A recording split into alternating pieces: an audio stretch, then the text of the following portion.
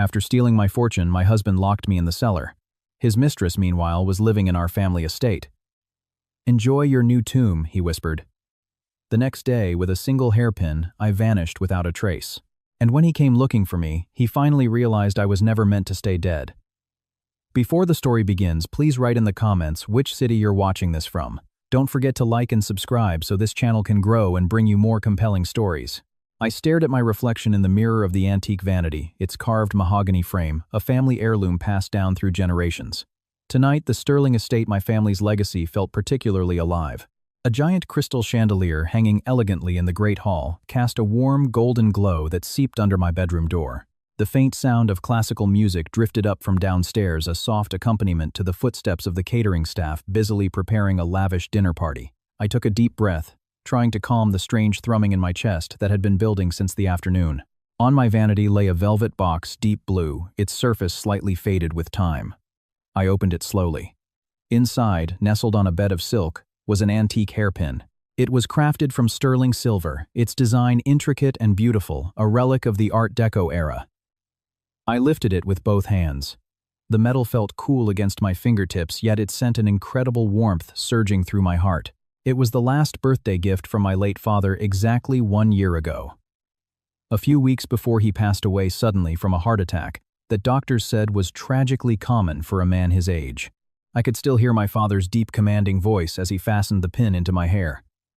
He always said this pin was made of an uncommonly strong alloy, and he told me to keep it as a reminder to never, ever give up. He wanted me to remember that a woman must always have a way out, no matter the problem. I fought back the tears that suddenly welled in my eyes. I missed my father so much. His loss had left a gaping hole in my life, especially since my mother had passed when I was in elementary school. Now all I had was my husband Marcus, my only pillar of support. With meticulous care, I secured the silver pin into the modern chignon at the nape of my neck. It held firmly, a perfect accent to my dark hair. I smoothed down my maroon evening gown, making sure there were no creases to spoil my appearance, and stepped slowly out of my room. At the top of the grand staircase, Marcus was waiting for me.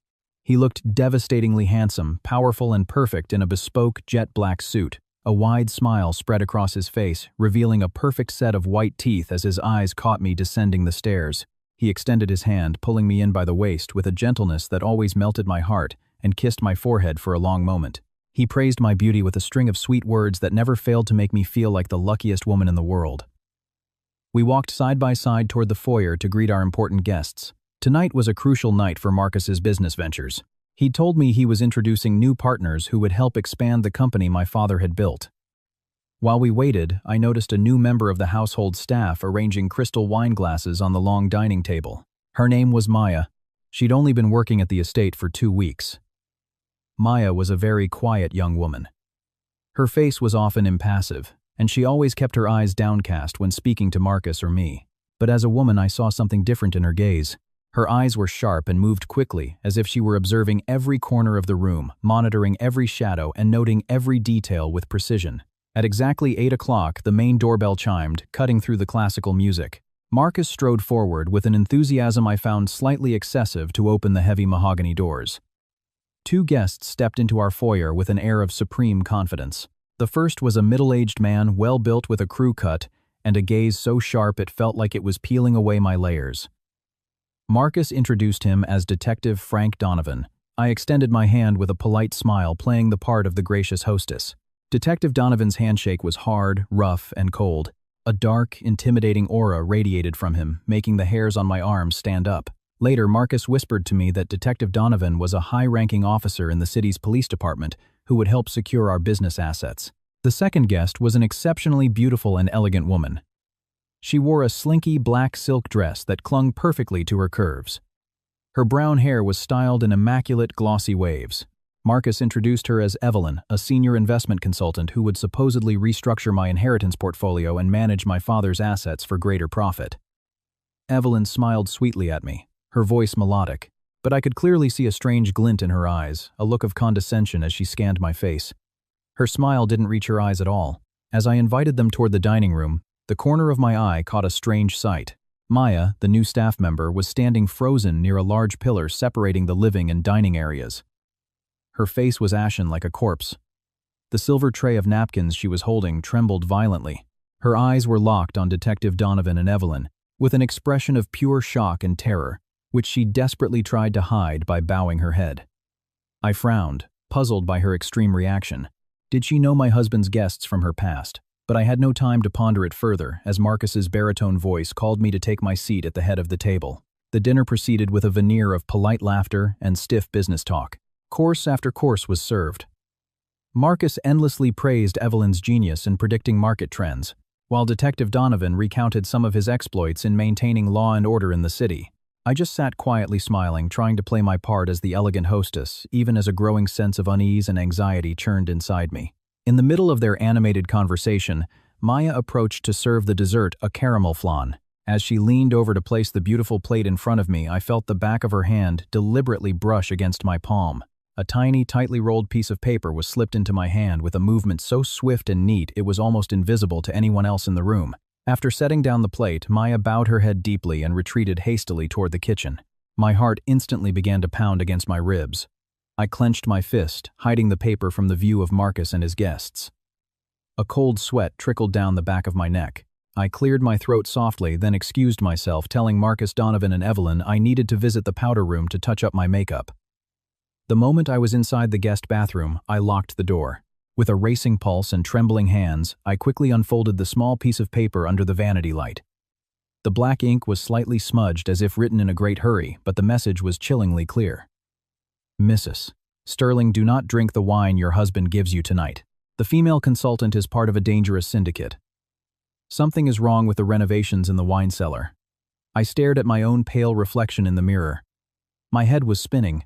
What did this terrifying warning mean? The wine cellar in the estate had indeed been undergoing renovations by Marcus in secret for the past few weeks. He had forbidden any of the household staff from going down there, claiming he was building a new specialized wine storage room. Why would Maya warn me not to drink wine from my own husband? And why would she call Evelyn a dangerous syndicate member?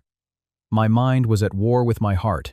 A large part of me wanted to toss this ridiculous note in the trash and dismiss Maya as a troubled employee who was either hallucinating or jealous of our life. Marcus was my husband, the man who had sworn to protect me before God and my late father. The man who held me tightly when I cried in the middle of the night, missing my dad. It was impossible that such a kind man could have ill intentions toward me. But another, deeper instinct screamed at me to be careful. There were too many pieces that didn't fit if I was willing to see them honestly. Evelyn's cold, condescending eyes, Detective Donovan's cruel aura that filled the room, and Maya's terrified face as if she'd just seen ghosts from her past. I closed my eyes, remembering my father's last words when he gave me the silver hairpin. My father was a brilliant businessman who always taught me to trust my gut. If something feels wrong, he'd said, it's because there's likely danger lurking. I opened my eyes again, crumpled the note, and flushed it down the toilet. I had made my decision. I would follow my instincts and test the truth of Maya's warning. I walked back to the dining room with a smile I forced to look as natural as possible. When I arrived, Marcus was standing at the end of the table holding a bottle of red wine that looked expensive and old.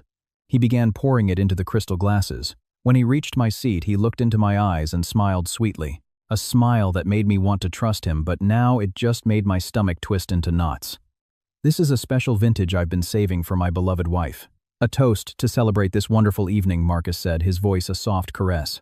I stared at the glass filled with a liquid the color of dark blood. My nausea intensified. I lifted the glass, my fingers steadying themselves, and murmured my thanks. Detective Donovan raised his glass high for a toast. To a very profitable partnership, and to our very bright future, he said with a low chuckle. His laugh sounded hollow. Evelyn also raised her glass, her eyes locking with mine, a sly, meaningful smile on her lips. I raised my glass in return and slowly brought it to my lips. I opened my mouth and pretended to sip the wine elegantly, letting the liquid fill my mouth without swallowing a single drop. It tasted bitter, thick, and left a strange chemical aftertaste on my tongue. As Marcus turned to place the bottle back on the sideboard, I seized the split-second opportunity. I tilted my head to the side of my chair and spat the entire mouthful of poisoned wine into the large potted ficus plant on the floor next to my feet. I quickly dabbed my lips with my cloth napkin and sat up straight again. 10 agonizing minutes passed. I began to execute the rest of my plan. I placed a hand on my forehead, feigning dizziness and a loss of balance. I let my body sway slightly against the back of the chair. "Darling, are you all right? You're so pale," Marcus asked. His voice sounded concerned, but I didn't dare look at him, afraid he would see through my act. "My head. It's suddenly so dizzy, Marcus.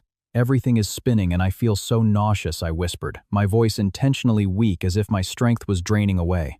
I slowly closed my eyes, letting my body go completely limp, and slid from my chair.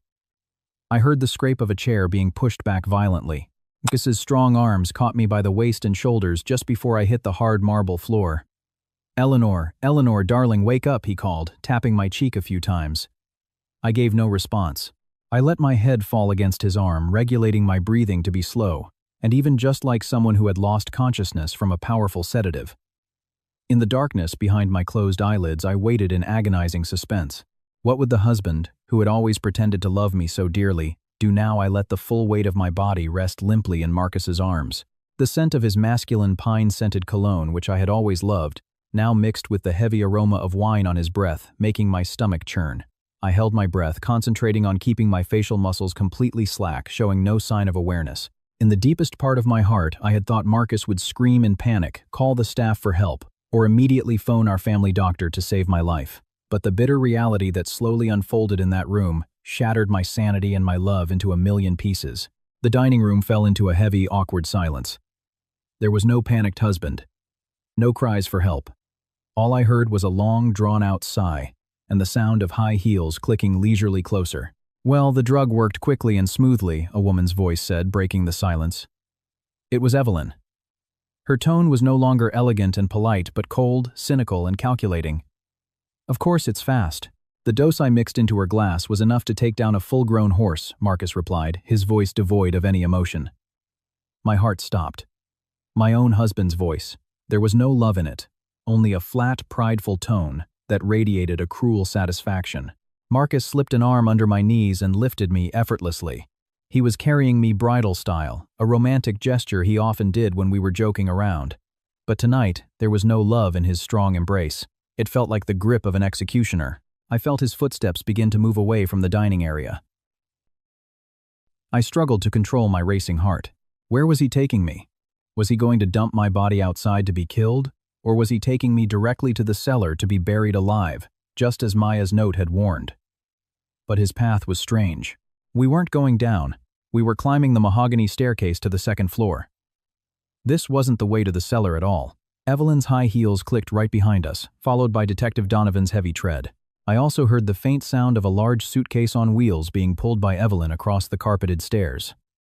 "Are you sure the original documents are in there, Marcus?" Evelyn asked as they climbed. "Donovan gave me the intel," Marcus answered with a grunt. The old fool was a Luddite who never trusted banks. He hid the original deed to the estate, the gold and his cash in a secret safe in his study, before he kicked the bucket. The blood in my veins turned to ice. The old fool. Was that disgusting term what he called my beloved father? I had to fight with every fiber of my being to not open my eyes, to not scream and claw at his face.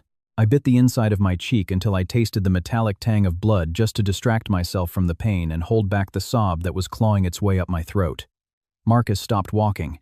I heard a brass doorknob turn. A door creaked open. The scent of sandalwood, dusty old books, and the faint aroma of tobacco filled my nostrils. This was my father's study. Since his funeral, I had kept this room locked, forbidding anyone from entering because the memories were too painful. How did Marcus have a key? Marcus walked toward the thick wall in the corner of the room, just behind a large landscape painting of the New England coastline. He roughly dropped me onto the cold hardwood floor. My head hit the surface hard enough to make me see stars, but I didn't dare make a sound. I kept my eyes shut tight, playing dead. "Hurry up and open the safe. We don't have much time before those damn servants downstairs start wondering where their mistress went," Evelyn urged impatiently. The sound of her suitcase stopped near my body. I heard the scraping of the painting being pushed aside, followed by the beeping of an electronic keypad. Beep, beep, beep. This old safe has a custom dual biometric security system. It requires Eleanor's fingerprint to open now that her father's gone, Marcus explained to his accomplices. Suddenly, I felt Marcus's rough hand grab my right wrist. He pulled my limp arm, forced my index finger straight, and pressed the tip onto a small cold glass scanner on the wall. There was a low hum as the machine read my fingerprint. While holding my finger on the scanner, Marcus let out a low, chilling laugh. a laugh so empty and cruel it made my skin crawl. "Donovan really is a genius cop," he muttered, as if celebrating with Evelyn and Donovan in my father's sacred space. His plan to clear the way for us was flawless. After we got rid of that stubborn old man with that secret heart attack-inducing drug in his tea, everything went smoothly. His death was ruled natural causes due to old age, and now all his vast fortune will be mine without suspicion. Click. The sound of the 10-centimeter thick steel safe door unlocking echoed through the quiet room. But the sound was nothing compared to the shattering of my world, my sanity, and my soul, at that very same moment. A single hot tear I could no longer hold back escaped the corner of my eye and trickled down my temple. Marcus had killed my father, my own husband, the man who slept in my arms every night, the man who wiped away my tears and told me to let my father go at his graveside, was the demonic murderer who had stolen my hero's life, along with Donovan, a public servant sworn to uphold the law who was instead the mastermind of the murder. They had poisoned my father to steal my family's fortune. The pain that ripped through my chest was so immense, I felt like I couldn't breathe. This wasn't just a betrayal of our marriage vows. This was the most heinous, unforgivable crime imaginable. A dim light from the study lamp shone into the safe, revealing its incredible contents. Even with my eyes closed, I could hear Evelyn gasp with greed. "My God, Marcus, you weren't kidding. This old man really did have a treasure trove in his study," she exclaimed, her voice trembling with excitement. "Besides, the documents look at these gold bars. This must be dozens of pounds. And this cash. There must be hundreds of thousands of dollars here, all neatly stacked." Of course, her father was the most paranoid man I ever knew, Marcus said, his tone a mix of pride and avarice. I heard the crinkling of thick parchment being pulled from a shelf. "Here it is. This folder contains the original deed and will. Open your suitcase, Evelyn. Now." I heard the zipper of a large suitcase being yanked open, followed by the clanking of metal, as Evelyn transferred the solid gold bars from the safe into her luggage.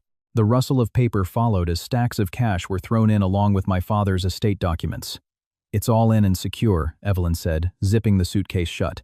"Tomorrow morning, with these original documents and this cash to grease the wheels, our lawyer will transfer all the assets into your name." "And what about the stupid woman sleeping on the floor?" Marcus grabbed my arm again without a shred of compassion. He pulled my limp body up, slinging me over his broad shoulder like a sack of old grain. "We take her down to her final resting place. Tonight. The wine cellar is finished. I've made it into a perfect little prison. It's soundproof. The door is solid steel, and there isn't a single vent leading outside." Marcus carried me out of my father's sacred study. As we crossed the second-floor hallway, my rational mind finally took over my grief.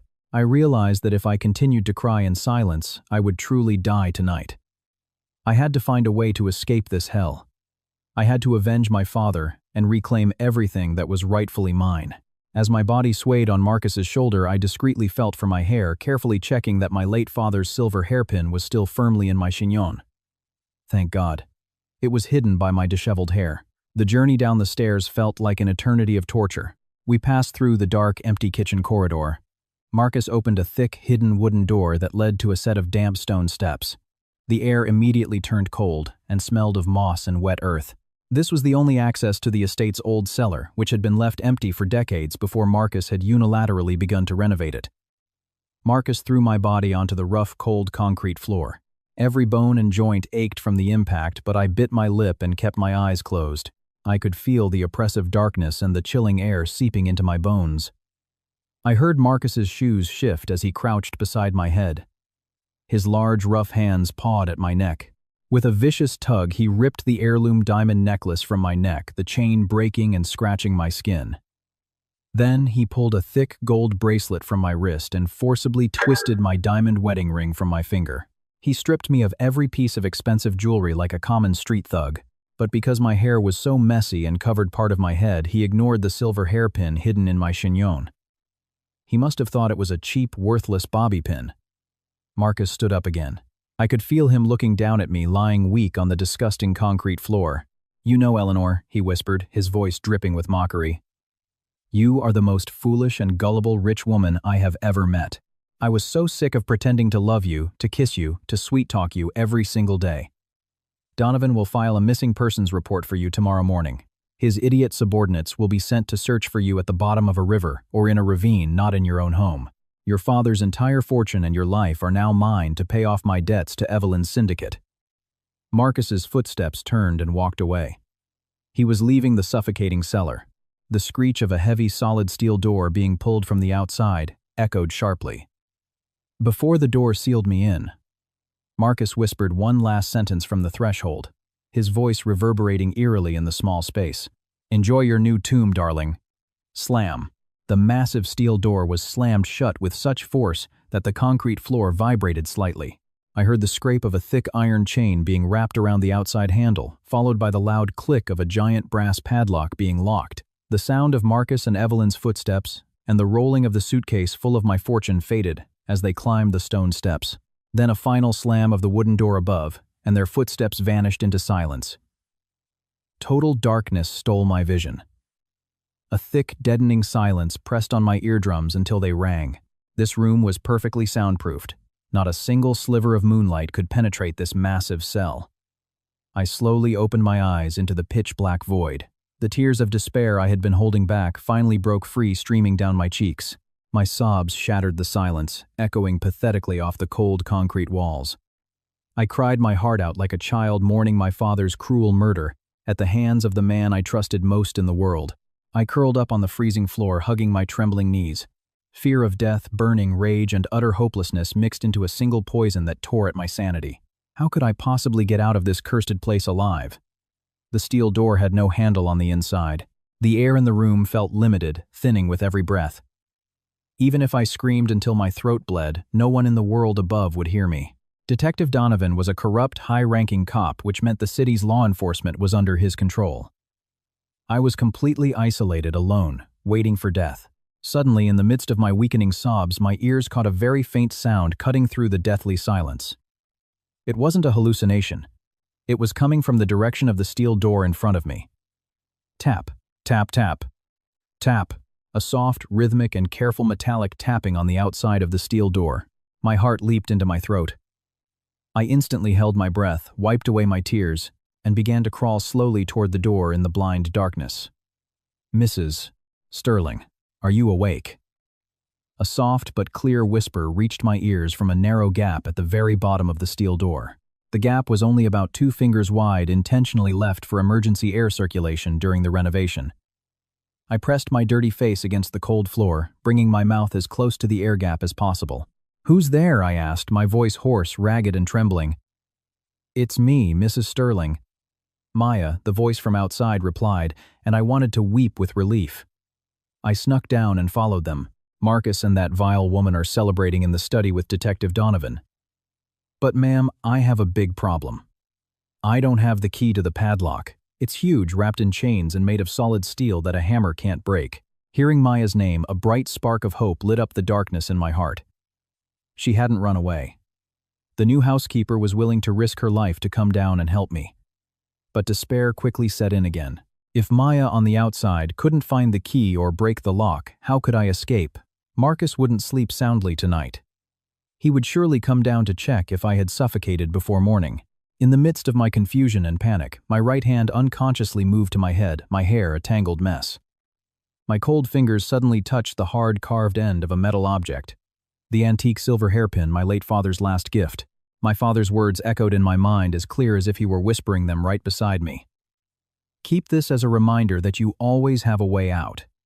I took a long, deep breath. The sadness and self-pity evaporated instantly, replaced by a primal instinct to survive and a burning desire for revenge that blazed like a bonfire. My brilliant father would never have given me this without a reason. The sterling silver alloy was solid, thick, and wouldn't break easily under pressure.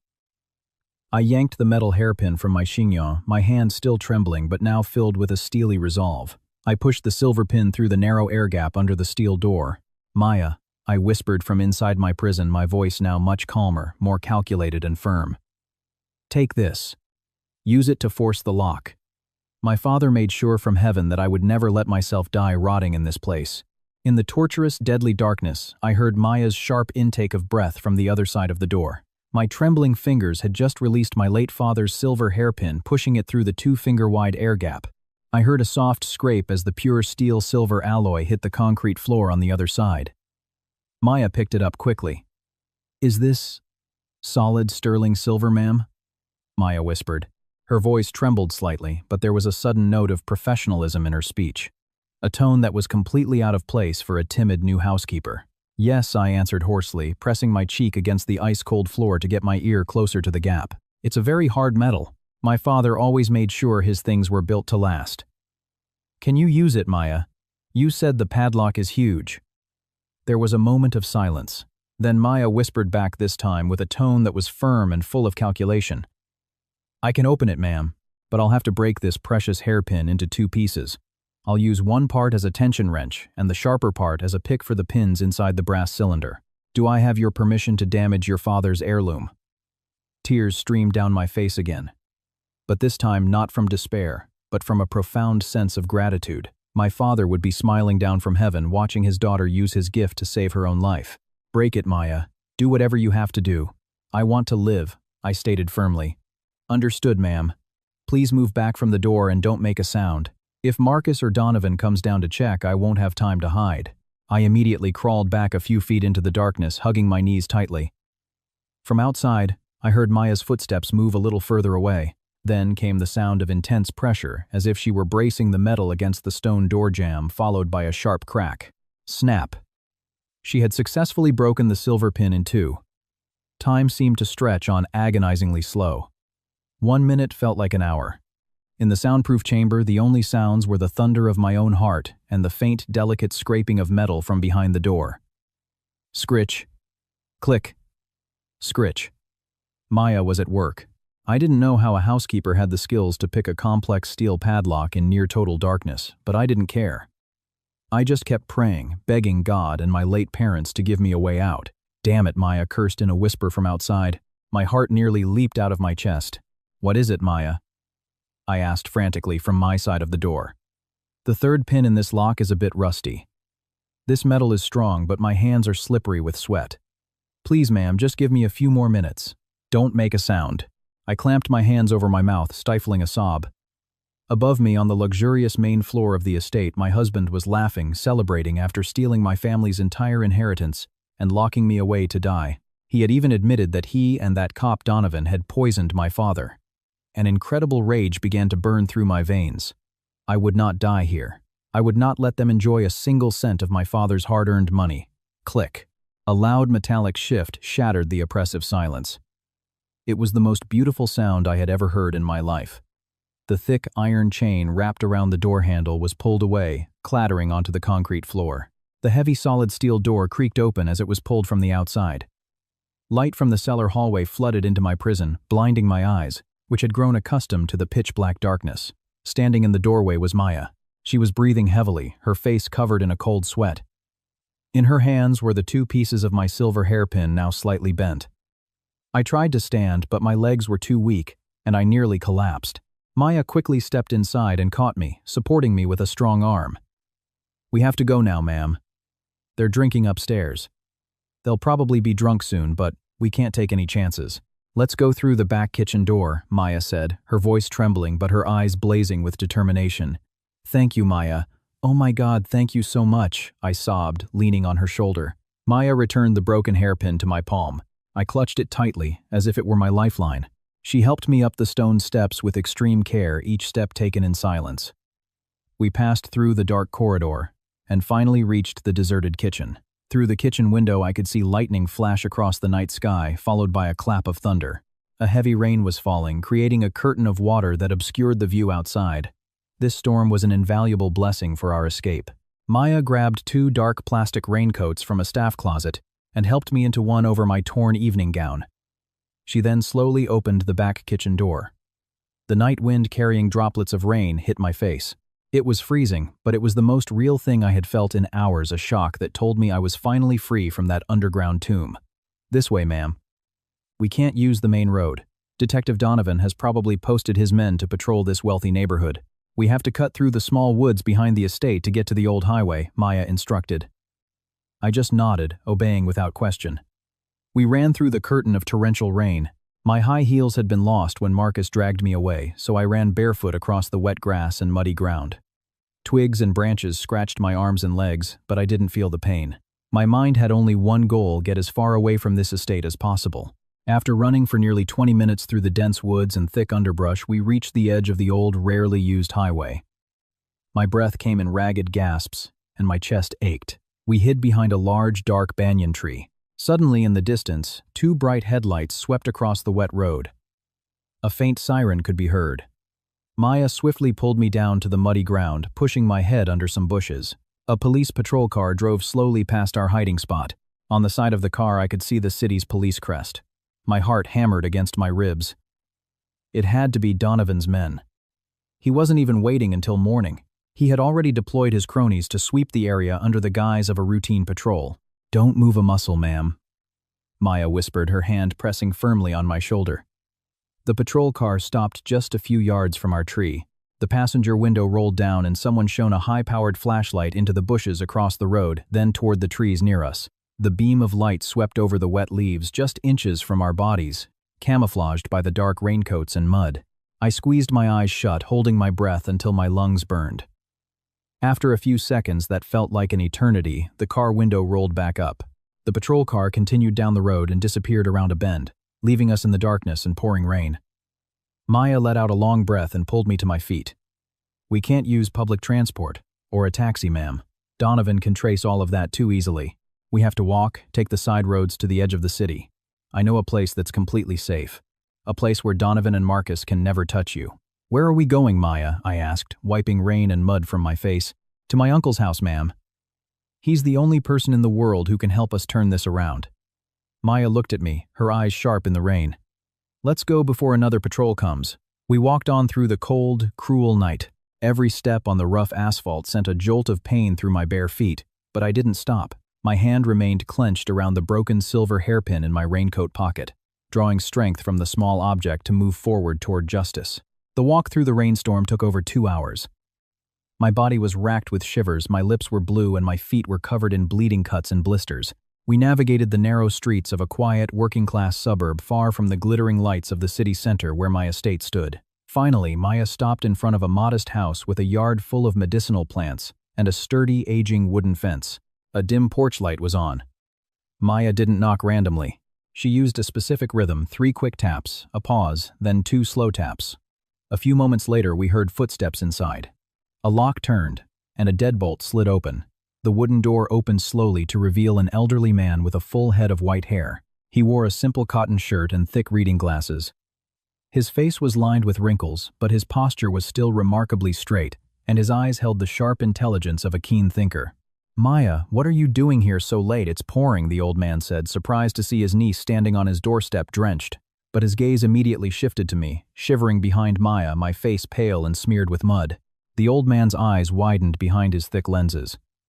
His face went from pale to an expression of incredible relief, as if he had just witnessed a miracle. "Good heavens. Mrs. Sterling," the old man said, his voice trembling. He threw the door wide open. "Get inside quickly before anyone sees you from the street." Maya pulled me into the house. The living room was warm, filled with the aroma of black coffee and the sight of stacks of law books and old files neatly arranged on wooden shelves. The old man quickly locked the door, drew the heavy curtains, and hurried to get thick, dry towels from a closet. "Uncle, you know Mrs. Sterling?" Maya asked, completely bewildered as she took a towel from him.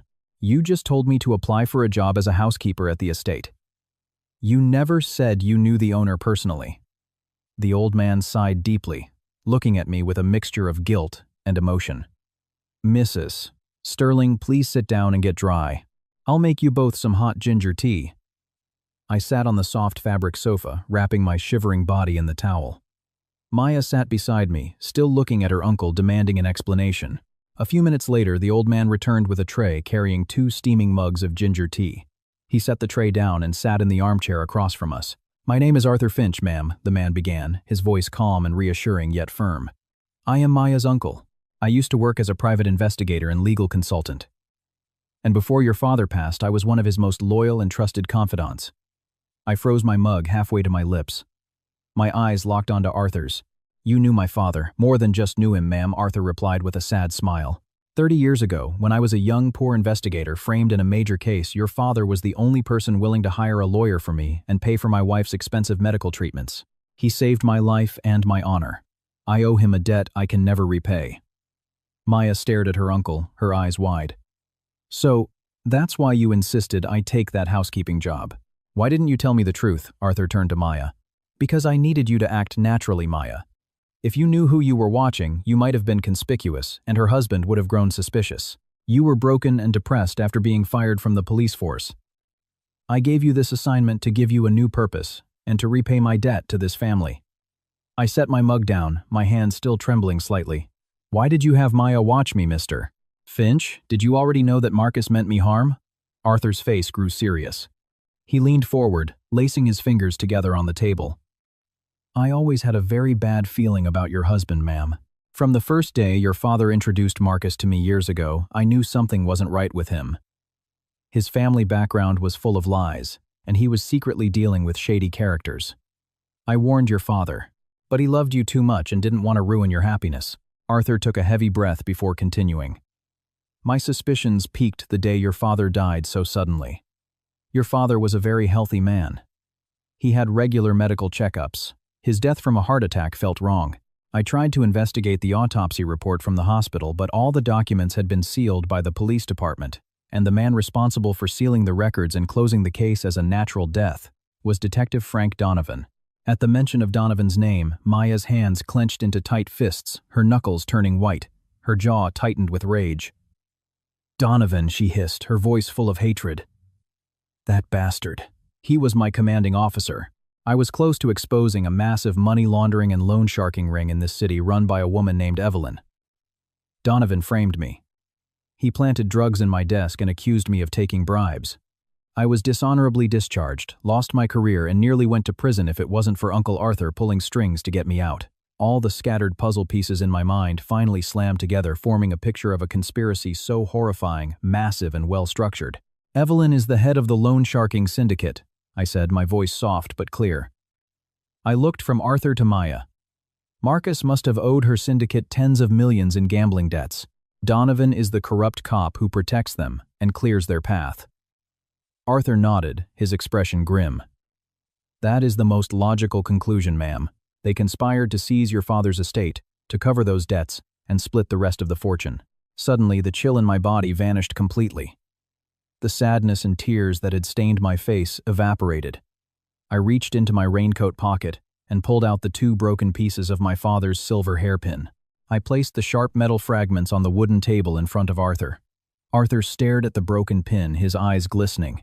He recognized it. That was his last birthday gift to you, he murmured.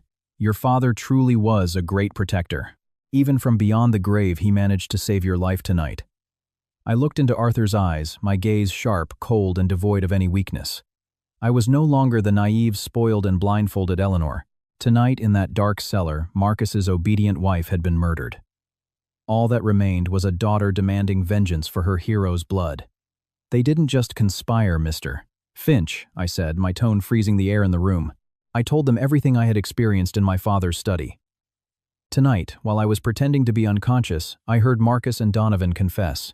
They poisoned my father's tea with a drug that induces a heart attack. Marcus murdered my father, and now they have stolen the original deed from his biometric safe along with all the gold bars and cash inside.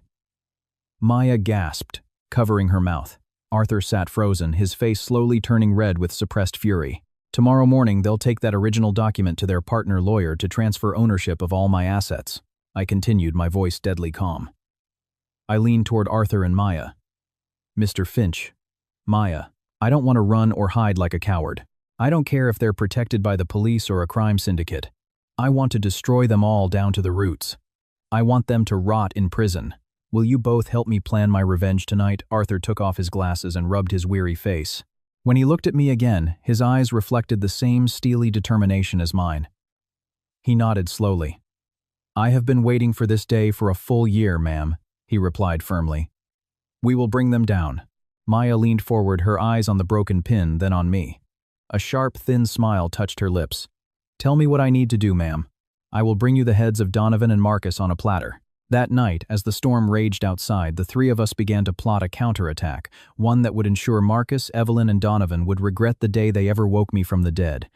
They told me to enjoy my tomb, but they had no idea I was about to dig a much deeper grave for them all to share. The air in Arthur Finch's living room grew colder as the night wore on, but the blood in my veins boiled with a white-hot rage.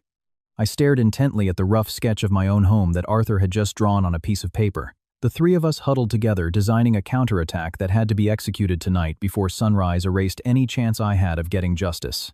"Marcus now holds the original deed and will," Arthur said, tapping his pen on the paper. "In the eyes of the law, that document is everything, but it can't be liquidated or have its ownership transferred without being notarized by a lawyer. I'm certain Evelyn's syndicate already has a corrupt law firm on standby, ready to legalize everything the moment their offices open." I nodded slowly. "Then, how do we stop them, Mr. Finch?" "If we go to the police now, Donovan will have already manipulated all the reports. He could have me arrested on false charges, or even disappear me on the way to the station." "Exactly, ma'am," Maya chimed in from beside me. The ex-cop's face was a mask of professional focus, a stark contrast to the timid housekeeper I'd met just hours ago. "We can't fight them through normal legal channels because Donovan controls the law in this city. We have to destroy their alibi in front of an authority far higher than his. To do that, we need undeniable physical proof." "And that proof, ma'am," Arthur interjected, looking me straight in the eye, "is the key. You said Marcus forced your finger onto the safe scanner while you were feigning unconsciousness. Are there any security cameras in the hallway or inside your father's study?" His question made my eyes widen. I remembered something crucial. Yes, my father was a very cautious man. He had hidden cameras installed in every corner of the second-floor hallway, and one tiny camera on a bookshelf aimed directly at the safe. Marcus knew about the hallway cameras, but he never knew about the one inside the study. My father installed it himself. "Where is the footage stored, ma'am?" Maya asked quickly. "It's all connected to a small local server. The machine is hidden in the security room located in the west wing of the house, right behind Marcus's home office," I said, recalling the layout of the house I knew by heart. Arthur slapped the table softly. "That's it. That security footage is our smoking gun. The video will prove without a doubt that the safe was opened under duress while you were unconscious. Legally obtaining biometric data by force renders the entire transfer of assets null and void. It's not just the video," Maya added, her eyes gleaming. "If Marcus and Donovan planned your father's murder with a poison, they must have communicated about it. Whether it was text messages, secret emails, or a transaction for the drug, there has to be a digital trail left on Marcus's personal computer or a burner phone in his office." I paused, considering the danger, but the security room and his office are on the first floor. The three of them are still there. "Who is going to get that evidence?" Maya stood up immediately. She tied her long hair into a tight, neat bun. "I'll go back to the estate tonight, ma'am. I will retrieve the hard drive with the camera footage and copy all the data from Marcus's computer." "Maya, that's suicide," I cried, standing up in a panic. "If they catch you, Donovan won't hesitate to kill you on the spot. They are cold-blooded murderers." "I know the risks, ma'am," Maya replied, her tone terrifyingly calm. "But I was the best investigator on the force before Donovan destroyed my life. I know how to get in unseen, and I know exactly where to look for their crimes. This isn't just about saving your fortune. This is revenge for my stolen career and for your father's justice." Arthur looked at his niece with a mixture of immense pride and deep worry. He walked to an old wooden cabinet, opened it, and pulled out a small black backpack. Inside was a high-speed data cloning device, various cables, and a small focused beam flashlight. "Use the entrance through the old air duct near the back garden. Mrs. Sterling once told me its grate is rusty and easy to open from the outside," Arthur instructed, handing her the bag. I quickly gave Maya a more detailed layout of the rooms, telling her the exact location of the server and the security code to Marcus's office, which was always his mother's birthday. After ensuring she had memorized everything, Maya pulled on a black leather jacket and prepared to head back out into the relentless rain. "Maya, be careful. If it feels too dangerous, just leave. Your life is worth more than any document," I pleaded, gripping her hands tightly. "I'll come back with the evidence of their downfall, ma'am." "I promise," Maya said, before she opened the door and disappeared into the dark, stormy night. After Maya left, the living room felt suffocatingly quiet. Time crawled. The ticking of the old grandfather clock sounded like a sledgehammer pounding against my chest. I sat on the sofa, hugging a pillow, while Arthur brewed more coffee to fight off sleep. Outside, the storm hadn't let up. My mind kept drifting to the estate. Had Maya made it in? Were they drunk and passed out? Or were they awake, patrolling the house? 2 hours passed with no word. I started to feel nauseous with anxiety. Arthur tried to calm me by telling stories about my father's kindness, but I couldn't focus. Every time a car passed on the road outside, my heart would stop fearing it was the police coming to break down our door. Suddenly, the burner phone Arthur used vibrated on the table. A short text message came in from Maya's secret number. Server secured. Copying data from office PC. I let out a long sigh of relief, slumping back against the sofa. Thank God. She was in, and she had the footage. Now she just had to finish the data copy and get out of there. But 10 minutes later, a second message arrived, typed in a frantic, jumbled mess. They're awake. Husband coming to office. Hiding behind curtain. The blood drained from my face. I looked at Arthur, my eyes wide with terror. He grabbed the phone, his hand shaking. We didn't dare reply, terrified the notification sound or screen light would betray Maya's position. In my mind's eye, I could see Marcus's spacious office, the heavy velvet curtains covering the massive windows. Maya must be standing frozen behind them, holding her breath, while Marcus moved around the room. If he turned on the main light, her shadow would be visible. If he sat at his desk and saw the foreign device plugged into his computer, she would be caught. We waited in agonizing silence. 15 minutes passed with no further news. Had she been caught? Was Donovan interrogating her right now? My mind was flooded with worst-case scenarios. I was about to stand up and run there myself, no matter how foolish, when Arthur's phone vibrated one last time. I'm out. Got proof of the poison. On my way back. Tears of relief streamed down my face. I covered my face with my hands and wept. Maya had done it. She had escaped my husband's deadly grasp and was bringing back the very weapon that would seal their fate. Just before 5 a.m., the eastern sky was still dark, hidden by storm clouds. A light drizzle continued to fall. The door to Arthur's house was knocked upon with the quick, coded rhythm. The moment the door was opened, Maya stumbled in, drenched and gasping for breath, but her eyes were ablaze with the light of victory. She threw her black backpack onto the living room table. I got it all, ma'am. Everything. Arthur immediately opened the bag, pulling out an external hard drive and a small flash drive. He powered on his old laptop in the corner, connecting the drives with swift, practiced hands. While I was copying the data, that bastard woke up and came into the office for a cigar. Maya explained, drying her hair with a towel. I had to yank the cloning device before it was 100% done and hide behind the drapes. My heart nearly exploded when he stood just a foot away from me. Thank God he was so drunk he didn't notice his computer screen was still on. Then how did you find the proof about my father's poison? I asked, handing her a glass of warm water. Maya gave a grim smile. I didn't find it on the computer, ma'am. While I was hiding, I saw a small, slightly ajar drawer in a side table. After Marcus left, I checked it. And guess what I found? An old burner phone. But inside, it still had the entire text history between Marcus and Detective Donovan from a year ago. Arthur turned his laptop screen toward us. The security footage from my father's study was playing. It clearly showed a black and white scene of Marcus carrying my limp body, dropping me on the floor and forcing my finger onto the biometric scanner. The footage was irrefutable proof of the coercion. This is more than enough to invalidate the deed in court, ma'am, Arthur said gravely. Then he opened several screenshots from the burner phone Maya had found. It was a text conversation between Marcus's number and Donovan's private number dated 1 week before my father's death. Donovan, the package was delivered to Evelyn. It's colorless and tasteless. Mix it in his nightly tea.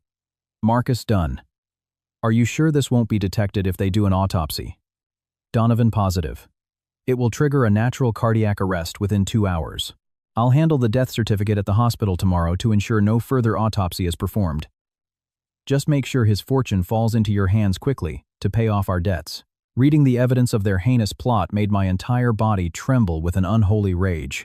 My husband had planned my father's murder in cold, calculating detail, betraying every ounce of trust and love my father had ever shown him. The pain in my heart had fully mutated into pure, unadulterated hatred. I looked at Arthur and Maya. The sun will be up soon, I said, my voice dangerously cold. Marcus will go down to the cellar to check if I'm dead. The moment he sees it's empty, he'll panic. We need to set a trap, get them all together in one place with the original documents in hand. Maya nodded. Evelyn will push Marcus to take the deed to the lawyer's office this morning before you have a chance to go to the police. How do we make sure they go there in a state of chaos? A thin smile crossed my lips. I took over Arthur's laptop, opened a web browser, and logged into my estate's smart home control system. When we got married, my father had installed a state-of-the-art system. Marcus, being technologically inept and lazy, had never bothered to learn it or change the master password, which I still controlled. We'll break them down mentally first. Panicked people make mistakes, I said, typing a series of commands. At exactly 6 a.m. I hit execute. From dozens of miles away, I turned on the hidden speaker system in the master bedroom where Marcus and Evelyn were, and throughout the entire second floor. I blasted one of my father's favorite songs, Frank Sinatra's My Way, at maximum volume. The song he used to play every Sunday morning now echoed deafeningly through the estate. I also activated the emergency security system, remotely locking the master bedroom door from the outside for a full 3 minutes, trapping them in the noisy room while the lights flashed on and off like a strobe. They must be screaming their heads off right now, Maya chuckled, watching the screen confirm my commands had executed perfectly. 3 minutes later, I unlocked their door. Maya had planted a tiny audio bug near Marcus's desk. Through the laptop speakers, we heard Marcus's frantic footsteps pounding down the stairs. He ran toward the cellar access door. We heard the screech of the steel door being yanked open. A moment of silence, then a roar of frustration and a string of curses from Marcus. "No, it can't be. The lock is broken. The bitch escaped," he screamed, his voice echoing from the bug. The sound of things being smashed followed. Evelyn rushed down. "What do you mean she escaped? How could she get out of a steel room?" she shrieked, her voice high with panic. "Marcus, if she's alive, she's going straight to the police. Our whole plan will be ruined. Donovan controls the cops in this city. She can't report to anyone," Marcus yelled back, losing his mind. "She's the sole heir to a massive fortune. She has connections in Washington, you idiot. If she hires a lawyer from out of town, we're all finished," Evelyn screamed. "Call Donovan now. We have no more time. Grab the deed and the cash. We have to go to Henderson's law office this morning and force him to legalize the transfer before Eleanor can legally block her inheritance." Hearing their panicked conversation, Arthur smiled. My psychological trap had worked perfectly. They were now acting rashly, consumed by fear. Just as we'd hoped. Arthur then moved to an old bookshelf and pulled out a modified police band radio. As a former P.I., he knew exactly how to tap into the police department's private channels. He tuned the knob until he found the frequency used by Donovan and his special patrol units. "Now it's my turn to give them a little push," Arthur said, picking up the microphone. He cleared his throat, deepening his voice to sound like a formal police dispatcher. "Attention all special units under the command of Detective Donovan. Emergency bulletin just received from Traffic Division. Female target name Eleanor Sterling has been spotted alive. I repeat, target spotted alive. Target was seen entering a taxi heading directly for the Henderson Law Group in the city center. Suspected motive is to legally block the status of her inheritance deed. All units proceed to location for interception immediately." Arthur released the microphone button and switched off the radio. The bait was set. Marcus, Evelyn, and Donovan would all hear that message. They would think I was at the lawyer's office alone trying to stop them. They would race there, intending to silence me for good before I could sign anything. I looked at the broken pieces of my father's silver hairpin lying on the table. I picked them up and put them back in my pocket. "The time has come," I said, standing tall. I looked at Arthur and Maya with unshakable conviction. "Let's go welcome my husband to the lawyer's office. Today we make sure justice for my father is served in the most painful way possible." That morning the city sky was still shrouded in a thick fog, the remnants of the overnight storm. Yet the air felt crisp and clean as I stepped out of the car driven by Arthur Finch. We had arrived in front of a colonial-style building on one of the city's main streets. A brass plaque read Henderson Law Group. This was the firm my late father had trusted for years before the senior partner Henderson betrayed that trust for the dirty money of Evelyn's syndicate. Arthur hadn't brought us here unprepared. During the drive, he had used a special satellite phone to contact an old, impeccably honest connection, with high integrity, a 2-star general heading the FBI's Public Integrity Section in Washington, D.C. The general had been Arthur's junior in law school decades ago. The moment he heard that a regional detective named Donovan was protecting a murderous money-laundering syndicate, a special team from D.C. was dispatched by helicopter. They were already inside the law office waiting. We walked into the still empty office. In the waiting area, I saw Mr. Henderson trembling in a corner, his face ashen. He was being guarded by 2 plainclothes federal agents. His dirty plan to legalize the theft of my family's assets had been thwarted before the sun had even fully risen. He had already given a full confession confirming that Marcus and Evelyn had indeed scheduled an emergency meeting that morning to transfer the names on the deed. I walked past the waiting room and into the main conference room. It was a vast space with a long mahogany table, high-backed leather chairs, and floor-to-ceiling bookshelves. The air conditioning was cold, but my heart was colder. I pulled out a chair at the head of the table, directly facing the double glass doors of the entrance, and sat down with a straight back.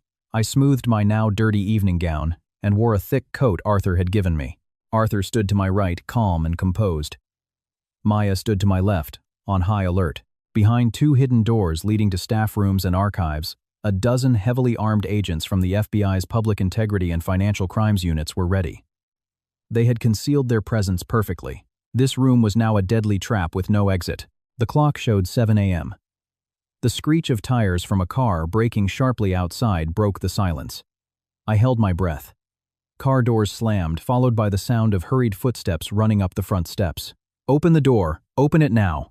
Detective Donovan's voice roared from outside, filled with the arrogance of a man who believed he was the law. The main office doors were thrown open violently. From my seat, I saw three figures stride quickly through the waiting area. Marcus was in the lead, his face a mess, his eyes red from lack of sleep and alcohol. He was breathing heavily, clutching the large suitcase containing the gold cash and my inheritance deed. Evelyn followed, her panic unconcealable. Donovan brought up the rear, a pistol already drawn from its holster, ready to shoot anyone who stood in their way. The three of them burst through the conference room doors. Marcus looked up, ready to shout threats, expecting to find me cowering under the table or begging the lawyer for protection. But their steps came to an abrupt halt. Marcus's mouth fell slightly open, his eyes widening as if he were seeing a ghost risen from the grave. Evelyn bumped into his back and froze. Donovan stopped and immediately raised his gun, aiming it straight at my chest. And when he finally found me, I said, my voice perfectly calm, breaking the silence. He realized I was already waiting for him. My voice didn't tremble. There were no tears, no fear, only an absolute authority that had long been dormant within me. Marcus swallowed hard, trying to muster some of his lost arrogance.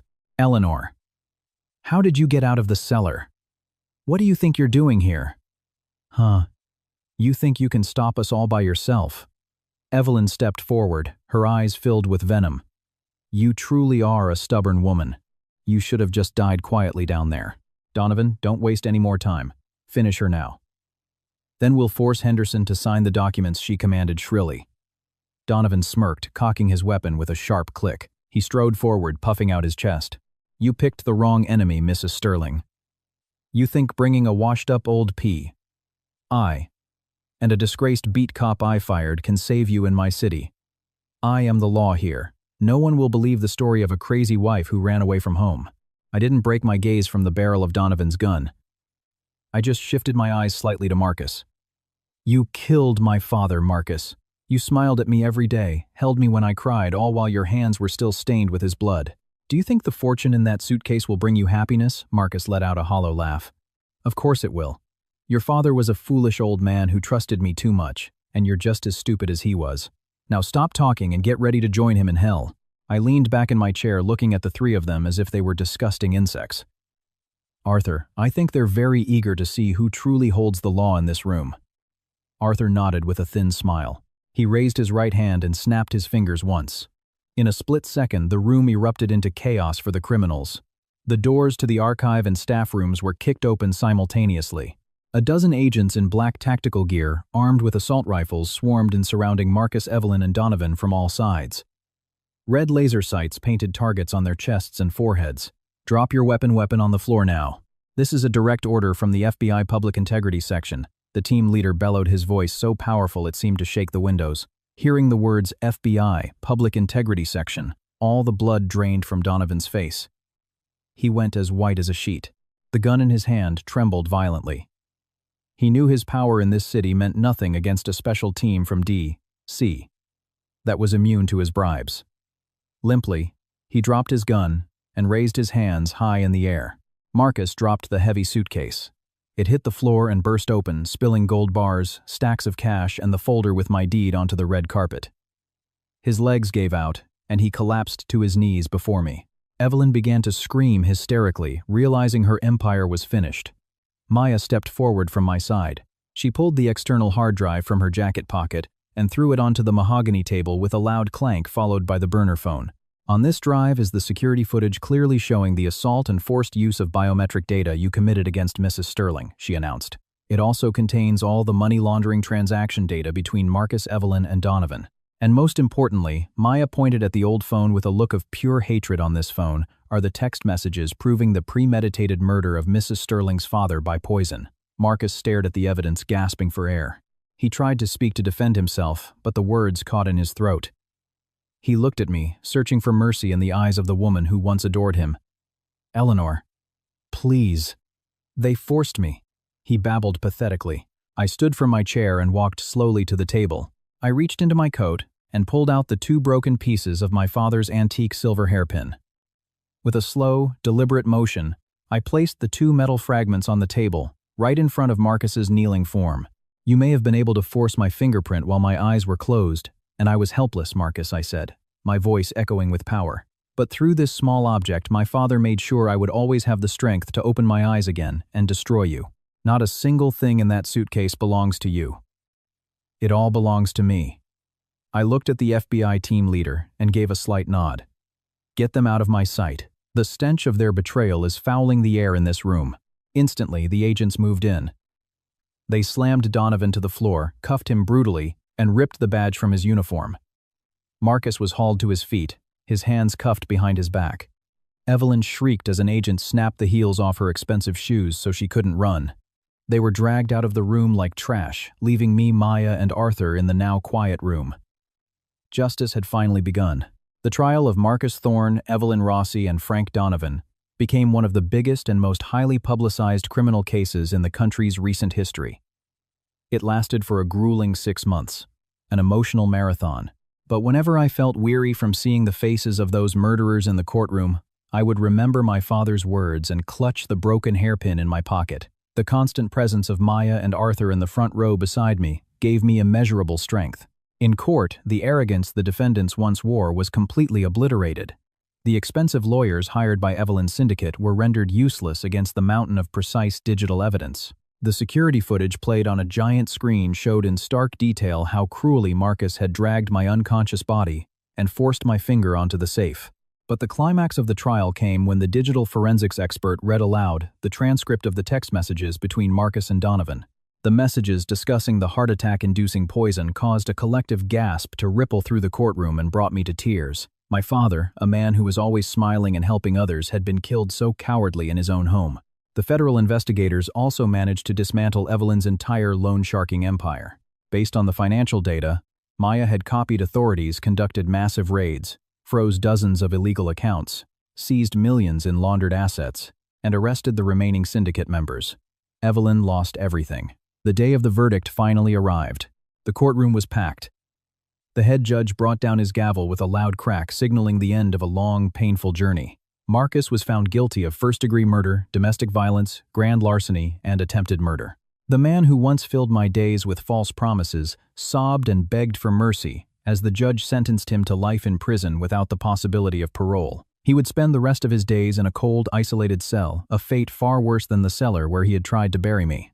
An even harsher sentence was handed down to Frank Donovan.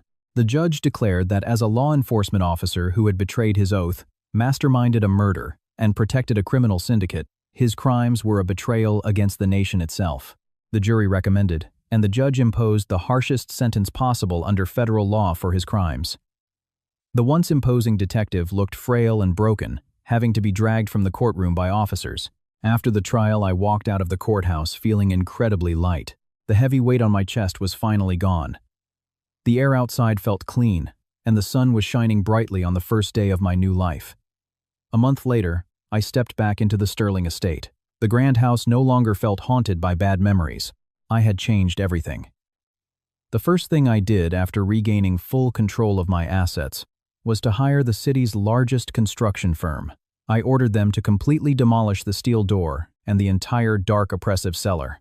Its concrete walls were torn down, its floor ripped up, and the space was expanded. I replaced them with thick, transparent glass walls, allowing sunlight to flood every corner of the space that was once my personal hell. On the ruins of that cellar, I established a charitable organization I named the Protectors Light Foundation. It was dedicated to providing free legal aid and a safe haven for women who were victims of domestic violence, fraud, and legal injustice. I used a large portion of the cash Marcus had stolen to fund its operations, ensuring no other woman in this city would ever feel trapped, alone in the dark, as I once had. Maya politely declined the offer from the FBI to have her police rank and career reinstated. She chose to stay by my side, no longer as a housekeeper, but as my truest friend and the Foundation's director of security. With her incredible experience, she trained a special team of strong women to protect every victim who sought refuge with us. Arthur agreed to serve as the Foundation's head legal advisor, spending his retirement years continuing to fight for the weak and oppressed. That afternoon, I walked slowly to my late father's study. I had cleaned it and restored it to its original state, filled with the comforting scent of sandalwood and old books. The secret safe behind the painting was sealed forever. I walked to his sturdy mahogany desk where he had spent so many nights reading. On top of that desk now sat a crystal display case with a deep blue velvet base. Inside lay the 2 broken pieces of an antique hairpin crafted from sterling silver. I touched the cool surface of the crystal. Tears fell not of sadness, but of profound gratitude. This broken piece of metal was more than just a tool that had opened a steel lock. It was an eternal symbol of a father's love. A love that transcended time and space. My father taught me that weakness can be forged into the deadliest weapon if one has the courage to rise. I was buried alive by betrayal, trampled by greed, and left for dead. But they all forgot one thing: when a woman discovers her true strength, she doesn't crumble to dust. She returns like a storm, ready to sweep away all the evil in her path. Justice for my father had been served, and now I would make sure his protective light would continue to shine for all those in need.